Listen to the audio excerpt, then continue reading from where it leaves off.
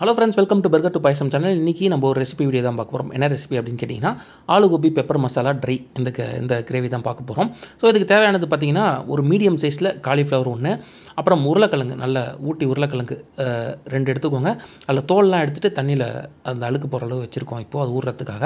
அப்புறம் வெங்காயம் தேவையான அளவு, பூண்டு தேவையான அளவு, எல்லாமே உங்களுக்கு எவ்வளோ தேவைப்படுதோ அதுக்கேற்ற மாதிரி நீங்கள் போட்டுக்கலாம். அதுக்கடுத்து தக்காளியும் தேவையான அளவு போடுங்க. இதுக்கு தக்காளி நிறைய தேவைப்படாது. நம்ம தக்காளி வேணும் வேறு ஒரு டிஷ்ஷு சேர்த்து பண்ணுறதுனால அதுக்காக எக்ஸ்ட்ரா வெட்டுறோம். உங்களுக்கு தேவையான அளவு மட்டும் போடுங்க. இல்லை ரொம்ப புளிப்பு ஏற்றி விட்டுரும் இந்த தக்காளி அப்படின்னே சொல்லிடுவேன். அதுக்கடுத்து வந்து பார்த்திங்கன்னா ஜிஞ்சர், அதாவது இந்த ஜிஞ்சர் அப்புறம் கார்லிக், இது ரெண்டையும் வந்து நம்ம கார்லிக் ஜிஞ்சர் பேஸ்ட்னு விற்கிறாங்க. அப்படி வாங்காமல் நம்மளே அரைச்சி நம்மளே தான் போடுவோம். அது எப்போயுமே எல்லா டிஷ்க்கும் அப்படி பண்ணுறது தான், அதனால இது. ஸோ அதுக்கடுத்து வந்து வெங்காயத்தை வந்து நாங்கள் ஒரு மிஷின் சின்ன டூல் மாதிரி இருக்குது, அதிலே சின்னதாக வெட்டிட்டோம். அது மூலயமா வந்துச்சு. ஸோ தேவையான அளவு வெங்காயமும் போட்டாச்சு. அடுத்து மீன்வெயில் பார்த்திங்கன்னா நல்ல தண்ணியில் வேக வச்சிடணும். உருளைக்கிழங்க லைட்டாக மஞ்சத்தூளை போட்டோம். நல்லா கொதிச்சிட்ருக்கு. உருளைக்கிழங்கு வேகிற வரைக்கும், அது நல்லா வேகிற வரைக்கும் அது இருக்கும். அப்படி தான்.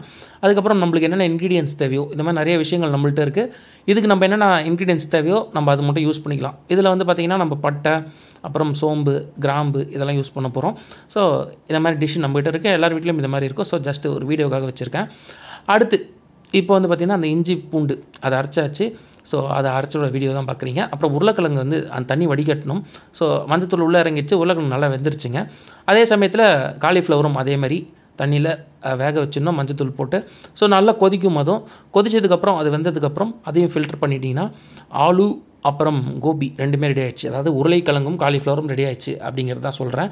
ஸோ நல்லா ரெடி ஆனதுக்கப்புறம் ஒரு சின்ன சட்டி எடுத்துக்கோங்க. அதில் வந்து பார்த்திங்கன்னா பிரிஞ்சி இலை, அப்புறம் முதல்ல எண்ணெய் ஊற்றிட்டு அப்புறம் பிரிஞ்சி இலை, பட்டை அதெல்லாம் போட்டுருங்க. அப்புறம் வெங்காயம் நம்ம வெட்டி வச்சிருந்த வெங்காயத்தை எடுத்து அப்படியே போட்டோம். 3 வெங்காயம் வெட்டியிருந்தோம், அதை அப்படியே போட்டாச்சு. அதுக்கப்புறம் அரைச்சி வச்சிருந்த இஞ்சி பூண்டு பேஸ்ட் அதையும் போட்டு மிக்ஸ் பண்ண வேண்டியதான். அப்புறம் ஒவ்வொரு இன்க்ரீடியன்ஸும் நம்ம ஆட் பண்ண ஆரம்பிச்சிடும். அந்த வெங்காயம் செவந்ததுக்கப்புறம் வெங்காயம் நல்லா செவக்க ஆரம்பிச்சிருச்சுங்க. ஸோ இப்போ அடுத்து ஒவ்வொரு இன்க்ரீடியன்ட் ஆட் பண்ண போகிறோம். அதுக்கு முன்னாடி மிளகு நம்மளே வாங்கி பொடிச்சோன்னா அது வந்து நல்லாயிருக்கும். அதனால் மிளகு பிடிச்சாச்சு. அதுக்கப்புறம் தக்காளி வெட்டி வச்சிருந்த தக்காளி ஆட் பண்ணியிருக்கோங்க. ஸோ எல்லாத்தையும் சேர்த்து மிக்ஸ் பண்ணலாம். அப்புறம் ஒவ்வொரு இன்க்ரீடியன்ஸ் ஆட் பண்ணலாம். ஃபஸ்ட்டு வந்து பார்த்திங்கன்னா கரம் மசாலா தூள் அதான் ஆட் பண்ண போகிறோம். ஸோ அதான் பார்க்குறீங்க. தேவையான அளவு போடுங்க, ரொம்ப அதிகமாக போட்டுறாதீங்க. அப்புறம் அரைச்சி வச்சிருந்த அந்த மிளகு தூளை அப்படியே தூவி விடுறோம். ஸோ அதையும் சேர்த்து மிக்ஸ் பண்ண போகிறோம். அதுக்கப்புறம் மிளகாத்தூள் தேவையான அளவு போட்டுக்கோங்க. உங்களுக்கு கலர் நல்ல ரெட்டிஷாக வரணும் அப்படின்னா காஷ்மீரி மிளகாத்தூள் கொஞ்சம் வேணால் ஆட் பண்ணிக்கோங்க. அது உங்களோட ப்ரையாரிட்டி அண்டு டேஸ்ட்டு பொறுத்து. அதுக்கடுத்து உப்பு, நீங்கள் சால்ட் உப்பு இருந்தாலும் சரி, கல் உப்பு இருந்தாலும் சரி, தேவையான அளவு ஆட் பண்ணிக்கோங்க. ரொம்ப அதிகமாக ஆட் பண்ணிடாதீங்க. அதுக்கடுத்து எல்லாத்தையும் சேர்த்து மிக்ஸ் பண்ணியாச்சு. இப்போது ஒவ்வொரு இன்க்ரீடியன்ட், அதாவது வெஜிடபிள்ஸ் ஆட் பண்ண போகிறோம். ஃபஸ்ட்டு வந்து பார்த்திங்கன்னா காலிஃப்ளவர், அந்த கோபி ஆட் பண்ணியாச்சு. அப்புறம் உருளைக்கிழங்கு, இது ரெண்டுமே ஆல்ரெடி வேக வச்சாச்சு. லைட்டாக உப்பும் போட்டாச்சு, மஞ்சத்தூளும் போட்டாச்சு. ஸோ அதை ஜஸ்ட்டு மிக்ஸ் பண்ணி விட வேண்டியதான் இப்போ நம்மளோட வேலை. நல்லா மிக்ஸ் பண்ணிடணும். லோ ஃப்ளேமில் வச்சுக்கோங்க அடுப்பை. அப்போ தான் வந்து கரெக்டாக உப்பு, அந்த பெப்பர் எல்லாமே கரெக்டாக இறங்கும் அந்த டிஷ் உள்ள. அடுப்பை லோ ஃப்ளேம்லேயே வச்சு நீங்கள் கொஞ்சம் கொஞ்சமாக மிக்ஸ் பண்ணிகிட்டே இருக்கலாம். ஸோ கரெக்டாக இருக்கும். எண்ணெய் பத்தலை அப்படின்னா தேவையான அளவு எண்ணெய் திரும்பி கொஞ்சம் ஆட் பண்ணிக்கலாம்.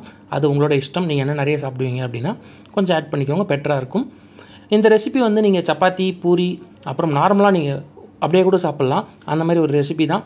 நீங்கள் ட்ரை பண்ணி பாருங்கள். ட்ரை பண்ணி பார்த்துட்டு உங்களுக்கு எப்படி வந்துச்சுன்னு சொல்லுங்கள். இல்லை ஆல்ரெடி நீங்கள் இது மாதிரி பண்ணியிருந்தீங்கன்னா கமெண்ட் பாக்ஸில் மென்ஷன் பண்ணுங்கள். தேங்க்ஸ் ஃபார் வாட்சிங்.